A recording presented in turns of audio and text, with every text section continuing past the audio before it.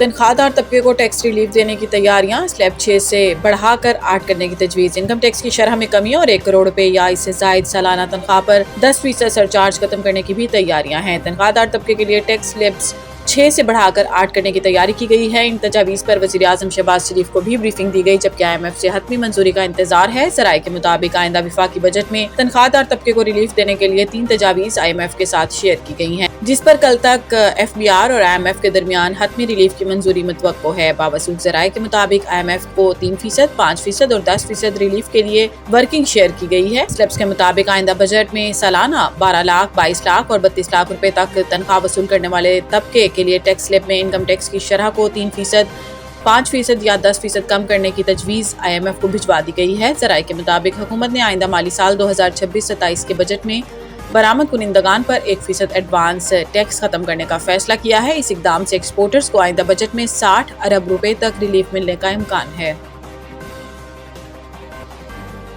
Iran का अमरीकी अड्डों को निशाना बनाने का दावा, सेंटकॉम का जवाबी कार्रवाई खत्म करने का ऐलान। पाकिस्तान इनकलाब का कहना है कि बहरीन, कुवैत, उर्दन समेत खिते में बाज अमरीकी अड्डों को निशाना बनाया। कार्रवाई जनूबी ईरान में अमरीकी जारहियत के जवाब में की गई। ईरानी पाकिस्तान इनकलाब के मुताबिक अमरीकी हमलों के जवाब में बहरीन में मौजूद अमरीकी 5th फ्लैट पर ड्रोन हमला किया गया। उर्दन में अमरीकी अल-अज़रक फौजी अड्डे पर मिसाइल से अटैक किया। अड्डे पर 4 अहदाफ को निशाना बनाया गया। F-35 हैंगर्स और कमांडर एंड कंट्रोल सेंटर शामिल हैं। पाकिस्तान इनकलाब ने कहा कि हमले में तवील फासले तक मार करने वाले मिसाइल इस्तेमाल किए गए। इसके अलावा कुवैत में वाक़िया अली अल सालिम फौजी अड्डे पर भी ड्रोन हमले का दावा किया गया है। इधर कुवैती फौज ने अपने बयान में कहा है कि इसका फिजाई दिफाई निज़ाम दुश्मन के हमलों को नाकाम बनाने में मसरूफ है और मुल्क की फिजाई हदूद की निगरानी जारी है।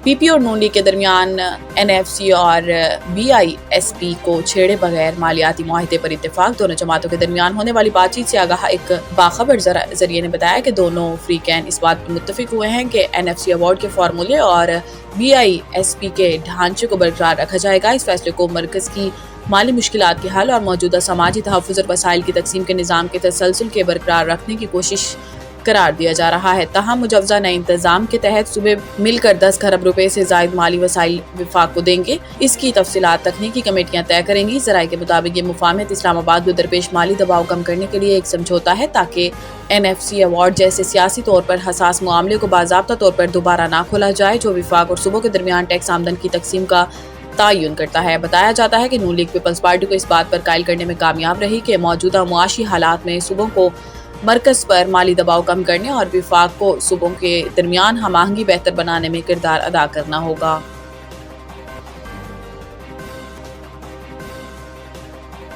रियासत कश्मीरी अवाम को अपनी राय का आज़ादाना इस्तेमाल करने का मौका देगी। एक बयान में ख्वाजा आसिफ ने कहा कि पुलिस और सिक्योरिटी अमले को शहीद किया गया, लाशों की बेहुरमती की गई, जिससे जाहिर होता है कि ये अनासिर अवाम की राय यानी इंतखाबात का रास्ता इख्तियार करना नहीं चाहते। इन्होंने कहा कि अवामी राय के बजाय कत्ल गारत के जरिए अपनी राय और सोच मुसलत करने वालों के मकासद कुछ और है। ख्वाजा आसिफ का कहना था कि रियासत मुखालिफ एजेंडे और तशद्दुद पर पूरी कुव्वत के साथ कानून को नाफिज किया जाएगा। रियासत कश्मीरी अवाम को अपनी राय का आज़ादाना इस्तेमाल करने का मौका देगी।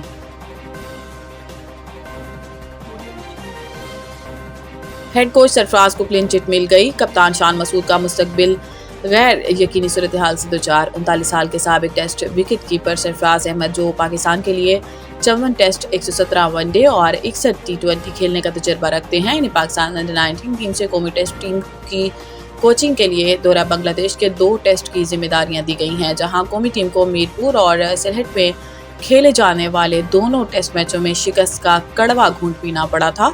शिकस्त के बाद क्या सराहियां थी कि सरफराज अहमद की बतौर टेस्ट टीम कोच छुट्टी होने जा रही है और इसकी जगह साबिक टेस्ट कप्तान यूनुस खान जिम्मेदारियां संभालने जा रहे हैं।